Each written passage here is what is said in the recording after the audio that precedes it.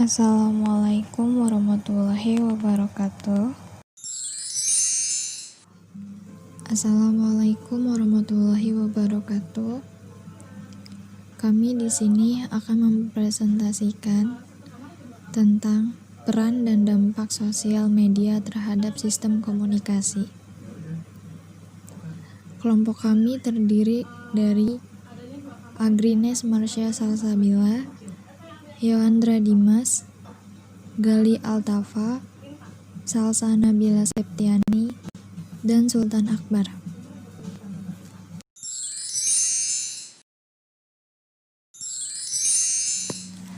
Apa itu dampak? Dampak diartikan sebagai benturan antara dua benda yang mempunyai pengaruh yang sangat kuat, mendatangkan akibat negatif ataupun positif, sehingga menyebabkan penambahan yang berarti dalam momentum sistem yang mengalami benturan itu.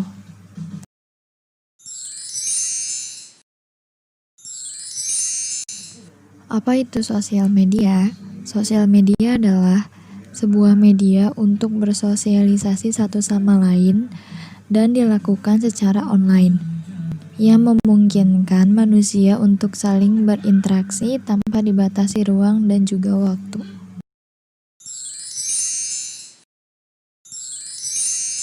Pengertian sistem komunikasi.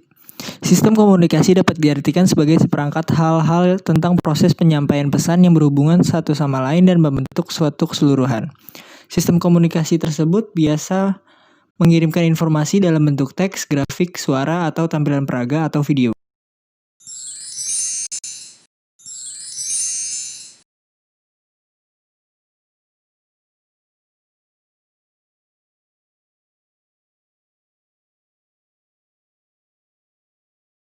Macam-macam sistem komunikasi. 1.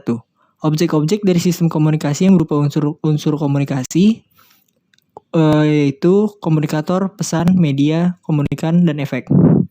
Yang kedua, atribut sistem komunikasi yang berupa kualitas atau properti sistem itu dan unsur-unsur komunikasinya. 3. Hubungan internal sistem komunikasi, hubungan antara peserta-peserta komunikasi atau komunikator dan komunikan sebagai anggota sistem yang dapat ditandai melalui pesan-pesan komunikasi mereka. Yang keempat, lingkungan sistem komunikasi. Suatu sistem komunikasi memiliki suatu lingkungan, yaitu sistem sosial, sistem politik, sistem budaya, dan sebagainya. Mereka tidak hadir dalam suatu kevakuman, tetapi dipengaruhi oleh keadaan di sekitarnya.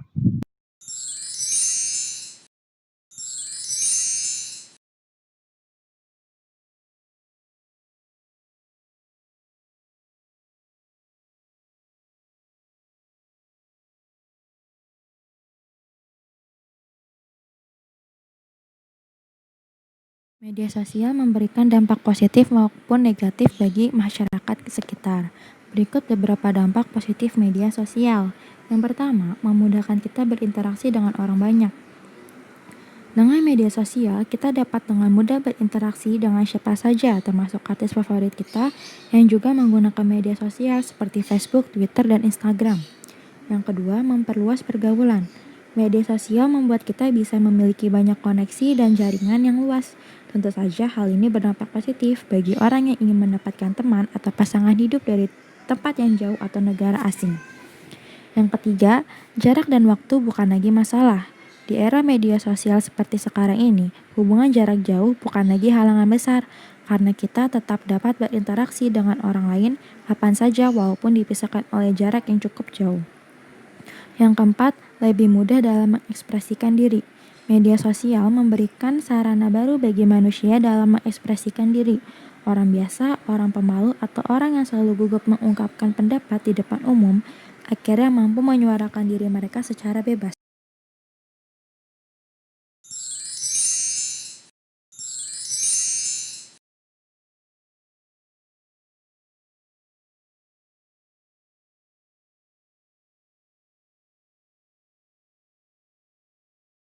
Lalu, berikut ini beberapa dampak negatif media sosial. Yang pertama, menjauhkan orang-orang yang sudah dekat dan sebaliknya. Orang yang terjebak dalam media sosial memiliki kelemahan besar, yaitu beresiko mengabaikan orang-orang di kehidupannya sehari-hari. Yang kedua, interaksi secara tatap muka cenderung menurun. Karena mudahnya berinteraksi melalui media sosial, maka seseorang akan semakin malas untuk bertemu secara langsung dengan orang lain. Yang ketiga, membuat orang-orang menjadi kecanduan terhadap internet. Dengan kepraktisan dan kemudahan menggunakan media sosial, maka orang-orang akan semakin tergantung pada media sosial dan pada akhirnya akan menjadi kecanduan terhadap internet. 4. Masalah privasi. Dengan media sosial, apapun yang kita unggah bisa dengan mudah dilihat oleh orang lain. Hal ini tentu saja dapat membocorkan masalah-masalah pribadi kita. Yang kelima, menimbulkan konflik. Dengan media sosial, siapapun bebas mengeluarkan pendapat, opini, ide, gagasan, dan yang lainnya. Akan tetapi, kebebasan yang berlebihan tanpa ada kontrol sering menimbulkan konflik yang akhirnya berujung pada perpecahan. Lalu, berikut ini beberapa. Dalam materi ini, terdapat 2 contoh kasus. Yang pertama, ada contoh kasus positif, dan yang kedua ada contoh kasus negatif.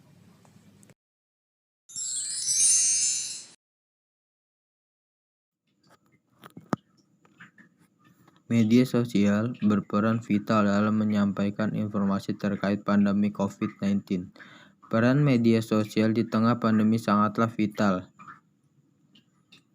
Di era teknologi seperti sekarang ini, orang cenderung mencari informasi yang cepat dan salah satunya melalui media sosial.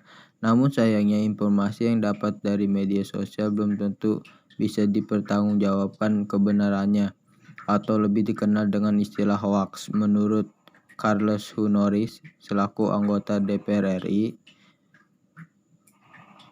pencarian informasi terkait COVID-19 menjadi sangatlah penting dan memberi pengaruh kepada kesehatan serta pengambilan keputusan bagi masyarakat. Terkait hal tersebut, banyak pihak yang dengan sengaja menyebarkan informasi hoaks mengenai pandemi COVID-19 melalui media sosial. Hal ini sangatlah membahayakan masyarakat apabila masih mempercayai informasi hoaks, terutama merugikan bagi keselamatan masyarakat dan mempersulit upaya penanganan COVID-19. Dalam mencari upaya mengenai hal tersebut, perlu dibarengi dengan literasi digital dari masyarakat yang harus ditingkatkan. Katanya pada acara webinar tenaga kesehatan dan media sosial di masa pandemi COVID-19, Kamis 19 November 2020. Charles Hunoris menambahkan, agar masyarakat bergotong royong untuk lebih bijak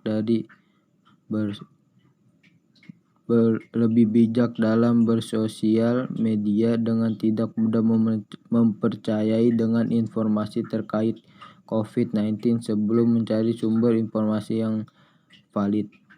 Sementara menurut Ketua Umum Persatuan Perawatan Nasional Indonesia, Harif Fadilah, tenaga medis selaku garda terdepan dalam menangani COVID-19 juga harus berhati-hati dalam memanfaatkan media sosial untuk memberikan informasi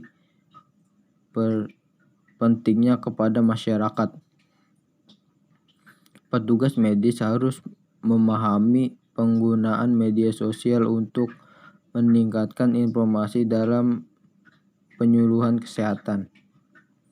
Petugas medis harus memastikan diri mereka mempunyai kompetensi dalam menyediakan informasi dan penyuluhan kesehatan atau pelayanan melalui media sosial dan mewaspadai akibat dari informasi yang diberikan melalui media sosial. Senada dengan Harif Fadilah, staf khusus Menteri Kominfo bidang informasi dan komunikasi publik, transformasi digital dan hubungan antara lembaga. Erniken Widyastuti menyatakan bahwa tenaga medis juga harus membantu masyarakat dengan cara memberikan informasi yang akurat dan penyuluhan terkait COVID-19 melalui media sosial. Tenaga kesehatan itu jadi ujung tombak dari penanganan COVID-19. Bahkan dari Kominfo PMK ada beberapa peran dari tenaga kesehatan yang selama ini akan terus dilakukan oleh para tenaga kesehatan, ujarnya. Panglima TNI Marsikal Hadi Cahyanto mengingatkan masyarakat soal media sosial dipakai sebagai alat propaganda untuk separatisme. Panglima mengatakan propaganda untuk memisahkan diri dari NKRI marak berjalan. Merespon seruan Panglima tersebut, bagaimana komentar Badan Intelijen Negara alias BIN? Juru bicara BIN, Wawan Purwanto, mengamini seruan dari Marsikal Hadi tersebut. Wawan mengatakan tentunya BIN tak tinggal diam dengan propaganda separatis dan upaya memisahkan diri dari NKRI. Wawan mengatakan apa yang dikhawatirkan Panglima TNI memang benar terjadi. Propaganda tersebut berlangsung. Ini memang terjadi. Kita antisipasi dengan upaya literasi ke publik, beri counter propaganda. Yang tidak benar kami upayakan tindakan hukum karena jelas melanggar hukum yang ada termasuk UU ITE. Ini selalu kita sampaikan supaya mereka taat asas dan aturan. Aturan ini kita yang buat. Ujar Wawan dalam program Sapa Indonesia di Kompas TV, dikutip Senin 23 November 2020. Wawan memastikan BIN terus memantau propaganda anti-NKRI yang muncul di media sosial. Dan Badan Intelijen itu bakalan tegas dengan propaganda yang ingin memisahkan diri dari Indonesia.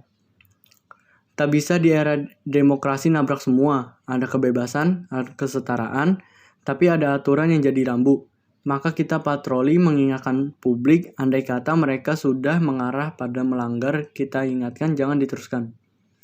Kalau masih terus dilakukan, ya ada tindakan hukum, sudah ada pasal pidana, jelasnya. Dalam acara webinar pelatihan sinergi anak bangsa dalam menjaga keutuhan bangsa dan negara dari aksi separatisme di dunia maya bertempat di Jakarta Sabtu lalu, Panglima TNI mengingatkan propaganda separatisme melalui media sosial. Panglima TNI mengatakan semua yang ada di dunia maya memiliki kelebihan berupa kecepatan dan jangkauan yang lebih cepat, lebih luas, dan lebih mudah. Selanjutnya juga disadari dampak yang ditimbulkan di dunia maya, baik positif maupun negatif, ternyata dapat lebih masif dari dunia fisik. Mau tidak mau, suka tidak suka, kita harus mengakui bahwa media sosial telah dapat dimanfaatkan sebagai media propaganda, media perang urat syaraf. Ujarnya dikutip dari laman TNI.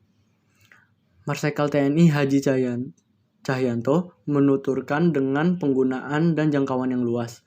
Media sosial menjadi media yang efektif untuk melakukan perang informasi ataupun perang psikologi. Sekarang kita mengenal hashtag trending topic.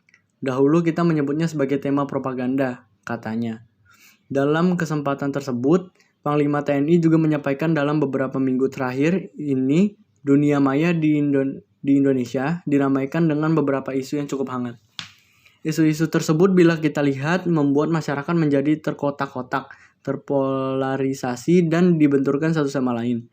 Terdapat pula narasi yang membangun ketidakpercayaan kepada pemerintah dan tidak percaya kepada berbagai upaya pemerintah untuk kepentingan rakyat, ucapnya.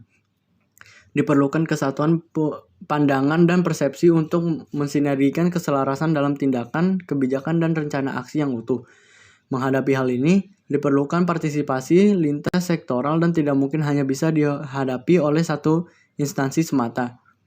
Oleh karena itu, dibutuhkan langkah penanganan yang dilakukan secara komprehensif, integral, dan terpadu. Diperlukan sinergi untuk negeri, imbuhnya. Panglima TNI berharap pelatihan ini dapat menjadi pelopor-pelopor perubahan. Saudara-saudara akan menciptakan komunitas-komunitas positif di dunia maya. Ingat bahwa para pejuang dulu mengesampingkan perbedaan dan ego kesukuan, bersatu padu, dan bahkan mengorbankan jiwa raganya demi Indonesia merdeka. Sudah menjadi tugas dan tanggung jawab kita saat ini, sebagai generasi penerus perjuangan tersebut, untuk memelihara dan menjaga semangat persatuan dan kesatuan, serta keutuhan bangsa dan negara Sekian tercinta, presentasi ujarnya. dari kelompok kami. Mohon maaf bila ada kesalahan pengucapan kata. Wassalamualaikum warahmatullahi wabarakatuh.